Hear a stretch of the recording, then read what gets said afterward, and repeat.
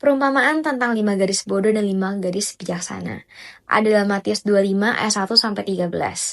Teman-teman, kita seringkali udah denger banget nih tentang perumpamaan ini, tentang firman Tuhan ini, tapi puji Tuhan, hari ini aku diingetin sama Tuhan tentang firman Tuhan ini dan aku mau share buat teman-teman semuanya.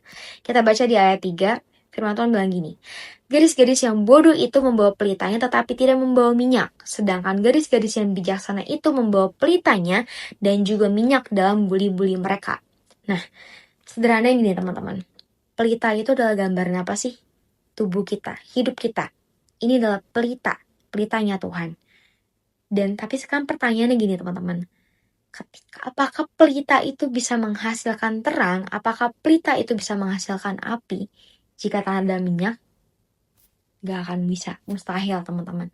Sebuah pelita itu gak akan pernah bisa nyala tanpa ada sumbernya. Tanpa ada bahan bakarnya itu minyak. Sama dengan hidup kita. Bagaimana hidup kita bisa menghasilkan buah, bagaimana hidup kita bisa berimpact kalau kita aja gak melekat sama sumbernya. Kalau kita aja gak bangun hubungan kita sama Tuhan. Yes, karena Tuhan Yesus adalah sumber dari semua kehidupan kita. Kalau Tuhan jadi fondasi dalam hidup kita, percaya deh, hidup kita akan berimpact. Kita bisa menghasilkan buah sesuai dengan apa yang Tuhan mau. Mungkin kita sekarang ngerasa kita kosong, kita hampa, karena apa?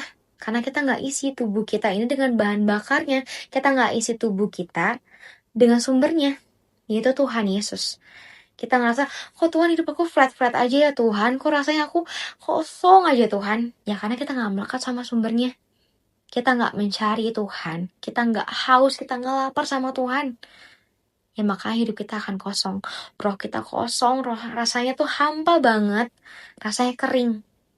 Ayo cari Tuhan, datang sama Tuhan. Ketika kita melekat sama sumbernya, percaya deh, Roh Kudus yang akan terus pimpin setiap langkah hidup kita. Dan hidup kita akan terus menghasilkan buah, hidup kita bisa berimpact. Karena mempelai itu lama tidak datang-datang juga, mengantuklah mereka semua lalu tertidur. Mempelai ini gambaran Tuhan Yesus.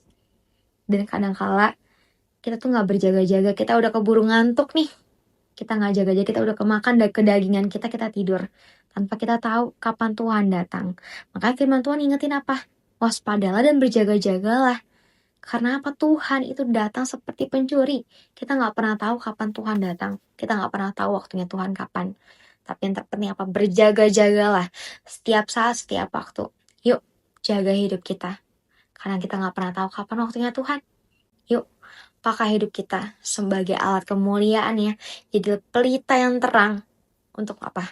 Agar lewat hidup kita, banyak orang bisa melihat kemuliaan Tuhan atas hidup kita.